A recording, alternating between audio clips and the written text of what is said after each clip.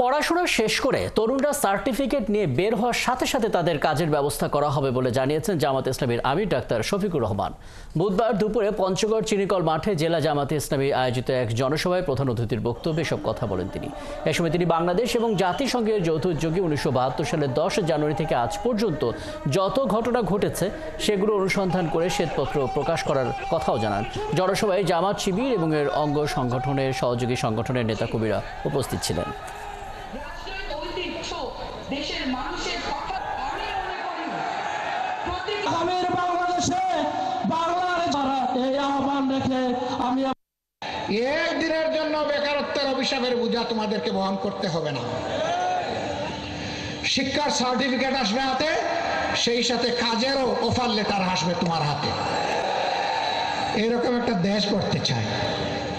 মা বোনদেরকে বলতে চাই, সমাজের উন্নয়নে সব জায়গায় ইনশাআল্লাহ গর্বের সাথে আপনারাও ভূমিকা রাখবেন।